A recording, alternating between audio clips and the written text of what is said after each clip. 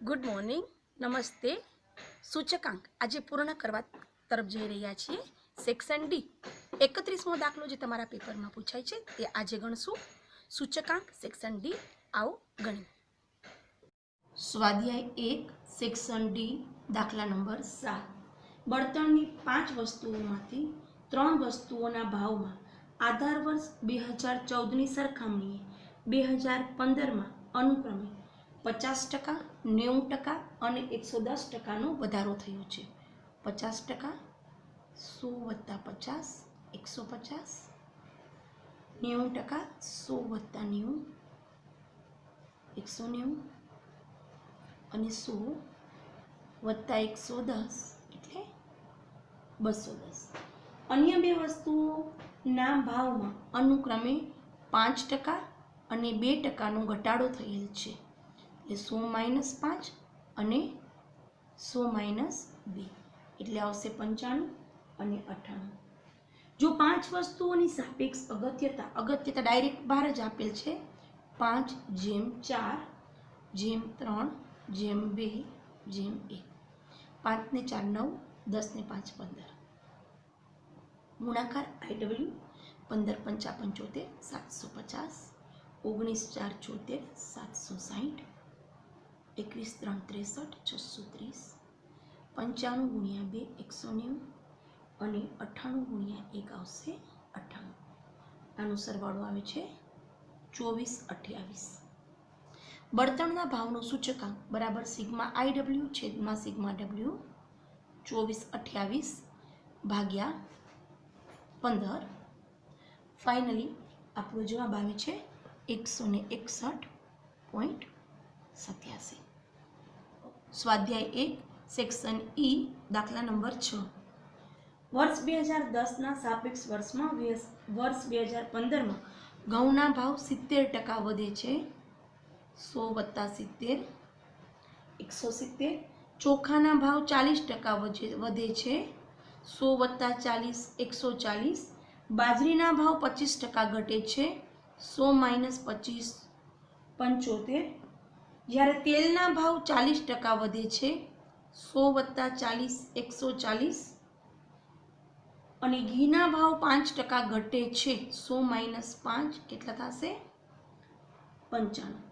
હવે બહાર ખાસ શાંતિથી જોજો. જો ઘી કરતાં તેલનું મહત્વ 3 ગણું હોય, ઘી કરતાં તેલનું મહત્વ 3 ગણું હોય તથા ચોખાનું બમણું હોય, ઘી કરતાં તેલનું 3 ગણું હોય અને ચોખાનું બમણું હોય. ઓકે, આગળ. અને ઘઉં તથા બાજરી દરેકનું મહત્વ આ બે છે એનું ચોખા કરતાં બમણું હોય. ચોખાના 2 છે તો એના કરતાં બમણું એટલે કેટલું થશે? 4. બસ, હવે તો દાખલો ઇઝી છે. 4 ને 2 6 ને 4 10 ને 3 13 ને 14 આનો સરવાળો. હવે ગુણાકાર કરીએ. 17 × 4 = 68, 14 × 2 = 28, 75 × 4 = 300, 14 × 42 140 × 3 અને 95. આનો સરવાળો આવે છે 1775. ભાવનો સામાન્ય સૂચકાંક બરાબર સિગ્મા IW છેદમાં સિગ્મા W. 1775 છેદમાં 14 અને ફાઇનલી આપણો જવાબ આવે છે 126.79. હવે તમને આની અંદર પૂછે કે અર્થઘટન, તેનું અર્થઘટન કરો. બરાબર, તો અર્થઘટન શું થશે? અર્થઘટન થશે 5 વસ્તુના ભાવમાં સરેરાશ 126.79. એમાંથી 100 બાદ કરી નાખો એટલે કેટલા આવશે? 26.79% ભાવ વધારો થયેલ ગણાય. બરાબર, આ આપણો જવાબ. સેક્શન ડી નો 7મો દાખલો મેં તમને ગણાવ્યો. એના જેવું એક ઉદાહરણ છે, એ પણ ગણવું. 8 અને 9 તમે પોતે ગણજો. 8 અને 9 સાવ ફર્સ્ટ દાખલા, જે આધાર વર્ષની રીત અને પરંપરિત આધાર વર્ષની રીત હતી એ છે. હવે હું તમને 10મો દાખલો કરાવું છું, જે રૂપાંતરણનો છે. નીચે આપેલ પરંપરિત આધારે મેળવેલ સૂચકાંક પરથી પરંપરિત આધારે સૂચકાંક રકમ આપણને આપેલી છે. 2011માં 120, 2012માં 90, અહીંયા 140 અને 2014માં છે 125. સ્વયં શિક્ષક દિનના દિવસે આ રીત તમને કેજલે કરાવી હતી રૂપાંતરણની, બરાબર. હવે એનું સૂત્ર છે પરંપરિત સૂચકાંક આપેલ છે તેના પરથી અચલ આધારે સૂચકાંક કરવાનું છે. ખૂબ જ અગત્યની રીત છે અને એક જવાબ બાકીના બીજા 2 વર્ષને ઇફેક્ટ કરે છે, એટલે ખાસ ધ્યાન રાખવાનું. હવે એનું સૂત્ર, આનો 1 માર્ક્સ હોય છે પરીક્ષામાં 3માંથી, એટલે આ લખવું ખાસ જરૂરી છે. અચલ આધારે સૂચકાંક બરાબર ચાલુ વર્ષનો પરંપરિત આધારે સૂચકાંક 120 ગુણ્યા અગાઉના વર્ષનો અચલ આધારે સૂચકાંક અને ભાગ્યા 100. હવે અહીંયા આપણે વાત કરીએ તો 120 ગુણ્યા અગાઉના વર્ષનું આપણને ખબર નથી, એટલે આપણે 100 લઈએ, ભાગ્યા 100, એટલે અહીંયા જવાબ આવશે કેટલા? 120. અહીંયા આવશે 90 ચાલુ વર્ષનો પરંપરિત આધારે સૂચકાંક ગુણ્યા અગાઉના વર્ષનો જે આપણે ફાઇન્ડ કર્યો એ 120 ભાગ્યા 100, એટલે જવાબ આવશે 108. જોજો અહીંયા ખાસ એક જવાબ પછીના વર્ષે ઇફેક્ટિવ છે. 140 ગુણ્યા આ 108 આવશે નીચે, બંનેનો ગુણાકાર કર્યા પછી ભાગ્યા 100, જવાબ આવશે 151.20 અને છેલ્લું 125 ગુણ્યા 151.20 ભાગ્યા 100, એટલે તમારો ફાઇનલી જવાબ આવે છે 189. જો અહીંયા પહેલું ખોટું તો બધું ખોટું થશે, જો બીજું ખોટું તો પછીના 2 વર્ષનું ખોટું થશે. એટલે 3 માર્ક્સનો જ્યારે આવો દાખલો પૂછાય પરંપરિત પરથી અચલ આધારે રૂપાંતરણ, ત્યારે ખાસ ધ્યાન રાખવું. હવે દાખલા નંબર 11 અને દાખલા નંબર 12 એ તમે લોકો ટ્રાય કરજો, કાંઈ જ નથી. દાખલા નંબર 11માં છે પરંપરિત આધારે સૂચકાંક શોધવાનો છે અને દાખલા નંબર 12માં જીવન નિર્વાહ, ખાલી IW કરીને દાખલો ગણવાનો છે. દાખલા નંબર 13 હું લઉં છું. જો સિગ્મા P1Q0 છેદમાં સિગ્મા P0Q0 બરાબર 5/3 5/3 અને સિગ્મા P1Q1 આપેલું છે એ જ હું લઉં છું છેદમાં સિગ્મા P0Q1 જેમ કરીને આપેલું છે, એટલે છેદ બરાબર 3/2 એટલે 3/2. તો લાસ્ટ પેયર, પાસે અને ફિશરનું સૂચકાંક શોધો. કરીએ. લાસ્ટ પેયર એટલે IL ઇઝ ઇક્વલ ટુ આપણું સૂત્ર યાદ કરો 10/00 સિગ્મા P1Q0 છેદમાં સિગ્મા P0Q0 ગુણ્યા 100. આપેલું જ છે, ડાયરેક્ટ જ ઉપાડવાનું છે. ક્યારેક ઊંધું પણ આપેલું હોઈ શકે. સિગ્મા P0Q0 જેમ સિગ્મા P1Q0 હોય તો આપણે ઉલટાવવું પડે, પણ અહીંયા તો એવી કંઈ જરૂર નથી, ડાયરેક્ટ જ આપેલું છે, બરાબર. ફાઇનલી આપણો લાસ્ટ પેયરનો જવાબ આવે છે 166.67. એ જ રીતે પાસે કરીએ. પાસેનું સૂત્ર 11/01 ગુણ્યા 100, અને એ રીતે જ આપેલું છે, ઉલટું સુલટું આપેલું નથી, પણ એલર્ટ રહેવાનું, આવું બની શકે, બરાબર. ફાઇનલી આપણો પાસેનો જવાબ આવે છે 150. અને લાસ્ટમાં IL is equal to IF into Fisher is equal to IL into IP. Okay. હવે IL આવે છે 166.67 ગુણ્યા 150, એટલે આપણો જવાબ આવે છે 2500.5. એટલે ફાઇનલી આપણો જવાબ આવે છે 158.12. 14મો દાખલો. જો લાસ્ટ પેયર અને પાસેના સૂચકાંકનો ગુણોત્તર, લાસ્ટ પેયર અને પાસેના સૂચકાંકનો ગુણોત્તર 4/5 હોય અને ફિશરનો સૂચકાંક 150 હોય તો પાસેનું સૂચકાંક શોધો. જો સૂત્ર આપણું જેમ સિમ્પલ છે એ જ, IF is equal to in the root IL into IP.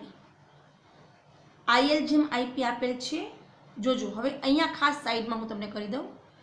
IL ના છેદમાં IP બરાબર 4/5.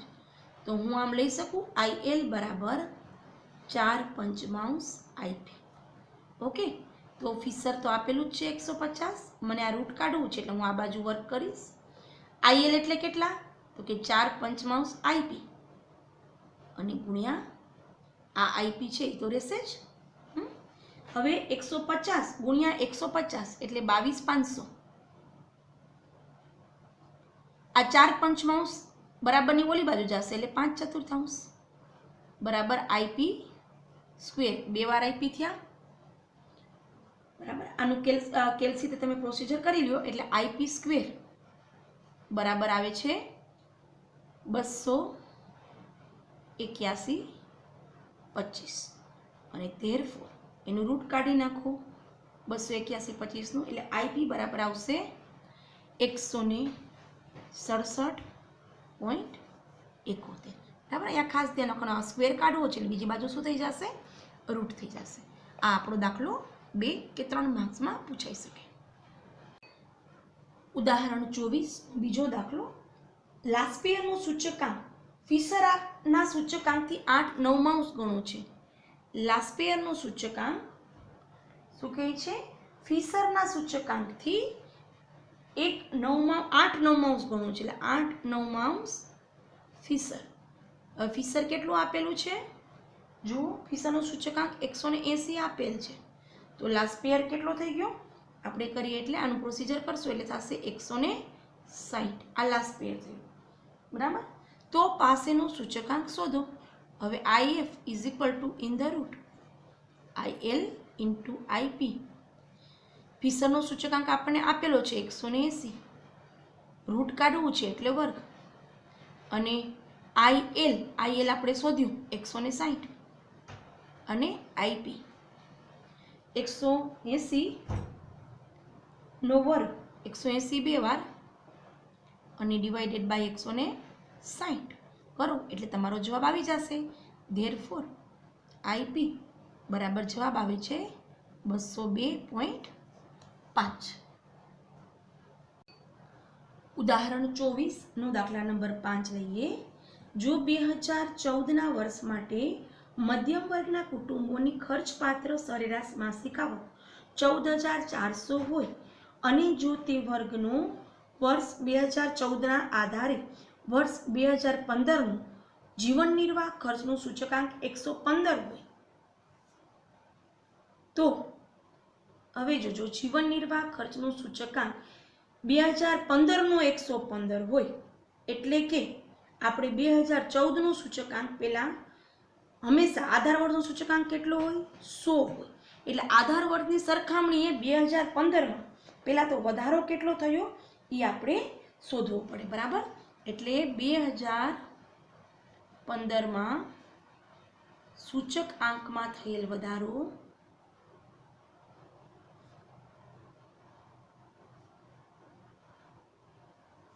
બરાબર 115 માઇનસ 100 એટલે કેટલા ટકા આવશે? 15% વધારો થયો છે બરાબર. તો હવે તમારે શોધવાનું એ છે તો 2015ના વર્ષ માટે આ કુટુંબોની ખર્ચપાત્ર સરેરાશ માસિક આવકનું આગણન કરો. તો કુટુંબોની સરેરાશ ખર્ચપાત્ર માસિક આવક બરાબર કેટલી છે આવક 2014માં? 14,400 અને 15% વધારો થવો જોઈએ. 14,400 ના 15% તો 14,400 વત્તા 2,160 એટલે ફાઇનલી આપણો જવાબ આવે છે 16,560 રૂપિયા આવક થવી જોઈએ. ઓકે, હવે જો તમે આ દાખલો બીજી રીતે પણ કરી શકો. 100 એ 14,400 બરાબર તો 115 એ કેટલા? આમ કરીને પણ તમે દાખલો કરી શકો તો પણ તમારો જવાબ છે 16,560 આવશે. ઓકે, જો ચાલુ વર્ષનો છઠ્ઠો દાખલો છે ઉદાહરણ 24નો છઠ્ઠો દાખલો. જો ચાલુ વર્ષનો જીવન નિર્વાહ ખર્ચનો સૂચકાંક આધાર વર્ષના સૂચકાંક 100 થી વધીને 180 થયો હોય અને કામદારની સરેરાશ આવક 6,000 થી વધીને 9,000 થઈ હોય તો શું કામદારની ખરીદ શક્તિ વધી છે કે ઘટી? કેટલી? આપણે જોઈએ પહેલા તો આપણે સિમ્પલ જે ત્રિરાશિ મૂકીને કરીએ એમ જ કે સૂચકાંક જ્યારે 100 હોય ત્યારે સરેરાશ આવક જે છે એ કેટલી છે? 6,000 રૂપિયા. ઓકે, તો જો મારો સૂચકાંક 100 થી વધીને 180 થાય તો મારી સરેરાશ આવક પહેલાં કેટલી હોવી જોઈએ એ શોધીએ. તો 6,000 ગુણ્યા 180 ભાગ્યા 100, બરાબર. આમ તો 80% વધારો ડાયરેક્ટ એમ પણ કરી શકો. હવે 6,000 ગુણ્યા 180 ભાગ્યા 100 કરો એટલે આવશે 10,800 રૂપિયા. આ થવું જોઈએ, પણ થયું શું છે એ જુઓ. રકમમાં એમ કીધું છે 6,000 થી વધીને 9,000 થઈ, થવી જોઈએ 10,800, બરાબર. તો સરેરાશ આવક વધીને રૂપિયા 9,000 થઈ અને થવી જોઈએ 10,800, એટલે ખરેખર એની આવકમાં કેટલા રૂપિયાનો ઘટાડો થયો? તો કે 10,800 માઇનસ 9,000 એટલે કે 1,800 રૂપિયાનો ઘટાડો થયો છે. એટલે લખવાનું કામદારની આવકમાં થયેલ ઘટાડો બરાબર થયેલ ઘટાડો બરાબર 10,800 માઇનસ 9,000 એટલે આવશે 1,800 રૂપિયાનો ઘટાડો. અને તેથી ખરીદ શક્તિ કેવી થઈ છે? ઘટી છે. કહી શકાય કે ખરીદ શક્તિમાં ઘટાડો થયો છે તેમ કહેવાય. આ ખાસ અગત્યનો દાખલો છે, 2 માર્ક્સ કે 3 માર્ક્સમાં પૂછાઈ શકે. પ્રકરણ 1 સૂચકાંક ખૂબ જ સરળ છે અને વ્યવસ્થિત રીતે તમને સમજાવવામાં આવ્યું છે. હવે તમારી જે એકમ કસોટી છે એમાં પ્રકરણ 1, 2 અને 3 ત્રણેય આપણે થઈ ગયા છે. રિવિઝન કરજો. જો કાંઈ પ્રશ્ન થાય તો મારો સંપર્ક સાધજો. Wish you very very best of luck to all of you ત્રીજી એકમ કસોટી માટે.